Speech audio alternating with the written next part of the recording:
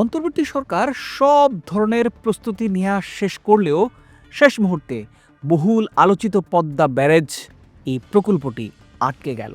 এই প্রকল্প বাস্তবায়নের জন্য জাতীয় অর্থনৈতিক পরিষদের নির্বাহী কমিটি অর্থাৎ একনেক সভায় উপস্থাপন করার কথা থাকলেও এটি ওঠেনি। ৬ দশকের বেশি সময় ধরে এই প্রকল্প নিয়ে আলোচনা, প্রাকসম্ভাব্যতা যাচাই, বিস্তৃত সমীক্ষা ও প্রকৌশল নকশা প্রণয়ন করা হয়েছিল। বাংলাদেশের আপামর মানুষের প্রত্যাশা ছিল অন্তত ডক্টর ইউনূসের হাত ধরেই আলোর মুখ দেখবে এই প্রকল্প, কিন্তু আর হলো না। প্রকল্পের ডিপিপি প্রস্তুত ছিল এবং একনেকে তোলার জন্য প্রশাসনিক ও কারিগরি প্রক্রিয়াও শেষ পর্যায়ে পৌঁছেছিল। ভূ রাজনৈতিক বাস্তবতা এবং অন্তর্বর্তী সরকারের সময়সীমা বিবেচনায় নিয়ে শেষ পর্যন্ত এই প্রকল্পটিও আটকে গেল। এখন প্রশ্ন উঠেছে, ভারতের চাপেই এই পিছুটান? নির্বাচিত সরকার কি এই প্রকল্প বাস্তবায়ন করতে পারবে? প্রিয় দর্শক, আসসালামু আলাইকুম। আমি শাহাদাত হোসেন আছি আপনাদের সাথে।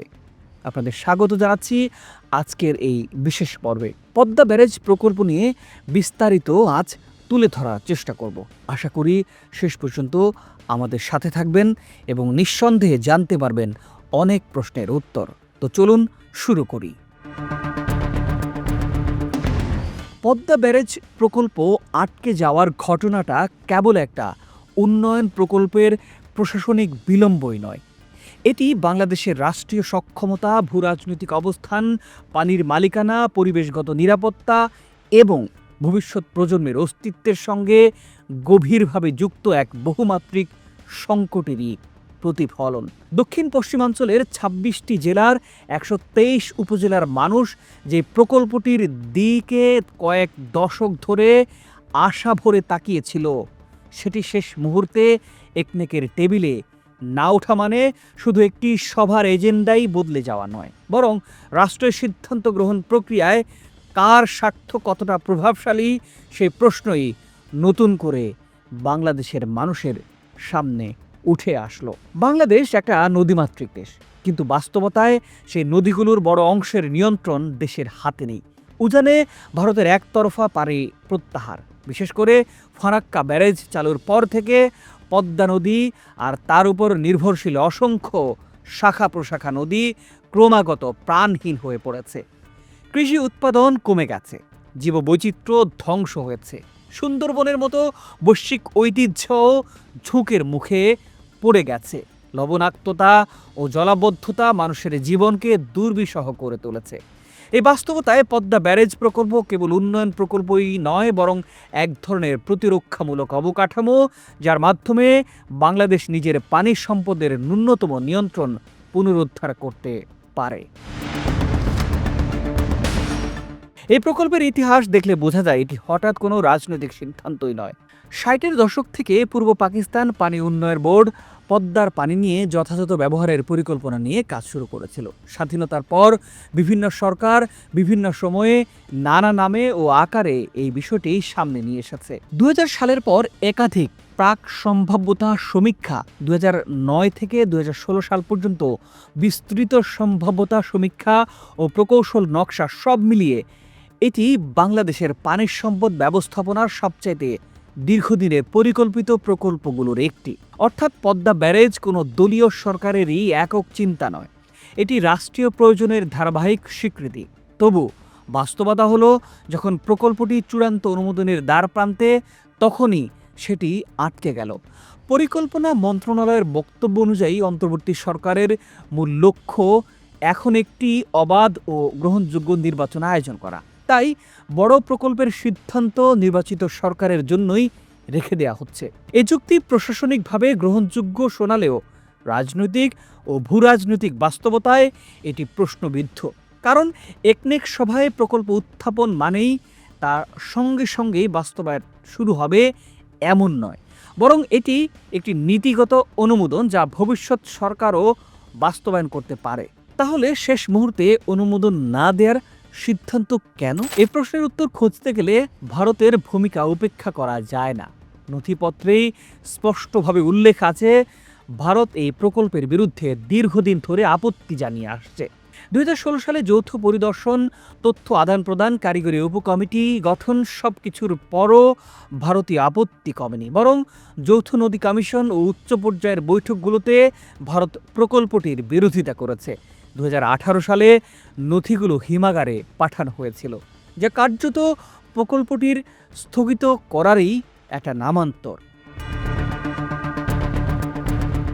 এখন আবার এই দৃশ্যপটের পুনরাবৃত্তি হওয়ায় বিশ্লেষকরা স্বাভাবিকভাবেই সন্দেহ করছেন অন্তর্বর্তী সরকার ভারতের সাড়াতেই এই প্রকল্পটি একনেকে তুলতে সাহস করেনি।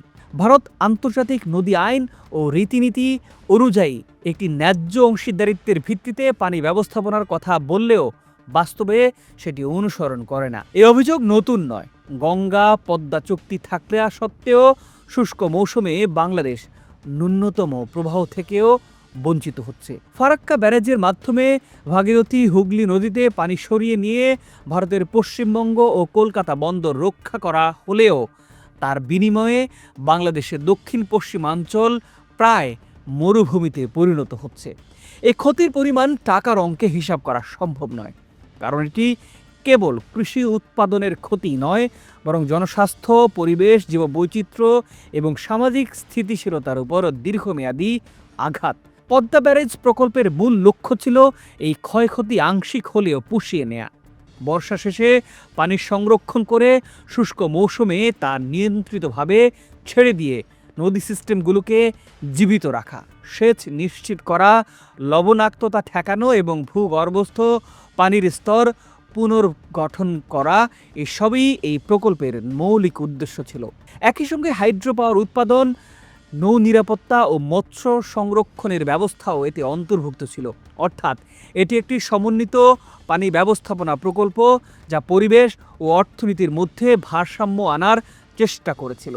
এই প্রেক্ষাপটে প্রকল্প আটকে যাওয়ার রাজনৈতিক বার্তা অত্যন্ত স্পষ্ট। বাংলাদেশ এখনও নিজের কৌশলগত স্বার্থে বড় সিদ্ধান্ত নিতে দ্বিধাগ্রস্ত, বিশেষ করে যখন সেই সিদ্ধান্ত ভারতের স্বার্থের সঙ্গে সাংঘর্ষিক হয়। অন্তর্বর্তী সরকার যেহেতু নির্বাচনের প্রস্তুতিতে ব্যস্ত, তারা হয়তো মনে করেছে বড় কোনো বিতর্কিত সিদ্ধান্ত নেওয়া রাজনৈতিকভাবে ঝুঁকিপূর্ণ, কিন্তু রাষ্ট্রের স্বার্থ কি কেবল নির্বাচনী ক্যালেন্ডারের উপরই নির্ভরশীল হবে?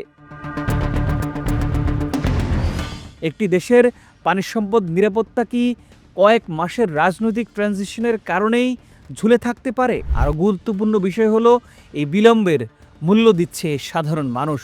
দক্ষিণ পশ্চিমাঞ্চলের কৃষক, জেলে ও শ্রমজীবী মানুষ প্রতিদিন লবণাক্ত পানি, খরা, ফসলহানি এবং জীবিকার অনিশ্চয়তার মুখোমুখি হচ্ছে। সরকারি কর্মকর্তারা বলছেন স্বল্প সময়ের কারণে একনেকে এই প্রকল্পটি উপস্থাপন করা যায়নি, ভবিষ্যতে করা হবে, কিন্তু এই স্বল্প সময় যুক্তি বহুবার শোনা গেছে। বহু প্রকল্পের ক্ষেত্রে বাস্তবে এটি রাজনৈতিক সদিচ্ছার অভাবকেই নির্দেশ করে। যদি সরকার সত্যি শতভাগ আন্তরিক হতো, তবে একটি জাতীয়ভাবে গুরুত্বপূর্ণ প্রকল্পকে এজেন্ডার শেষে রাখাই স্বাভাবিক ছিল। বিশেষ করে টেকনিক্যাল কমিটি ইতিবাচক মত দিয়েছিল এবং সব প্রস্তুতিও সম্পন্ন করা ছিল। পদ্মা ব্যারেজ ইস্যুতে আরেকটি বড় প্রশ্ন হলো বাংলাদেশের কূটনৈতিক কৌশল। আন্তর্জাতিক নদী আইনে ন্যায্য হিস্যার কথা বলা হলেও বাংলাদেশ সেই আইনি ও কূটনৈতিক হাতিয়ারগুলো কতটা কার্যকরভাবে ব্যবহার করতে পেরেছে বা করেছে? ভারত যদি একতরফাভাবে পানি প্রত্যাহার করে, তাহলে বাংলাদেশ কি আন্তর্জাতিক ফোরামে জোরালোভাবে এই বিষয়টির উত্থাপন করেছে, নাকি দ্বিপাক্ষিক সম্পর্ক নষ্ট হওয়ার ভয়ে নীরব থেকেছে? নির্বাচিত সরকার আসার পরও যদি এই প্রকল্প বাস্তবায়ন না হয়, তবে পদ্মা ব্যারেজ কেবল একটি অসম্পূর্ণ প্রকল্পই নয়, বরং জাতীয় ব্যর্থতার প্রতীক হয়ে থাকবে, যার খেসারত দিতে হবে আগামী বহু বছর ধরে। প্রিয় দর্শক, আজ এ পর্যন্তই। ভালো থাকুন, সুস্থ থাকুন। দেখা হবে পরের পর্বে। আল্লাহ হাফেজ।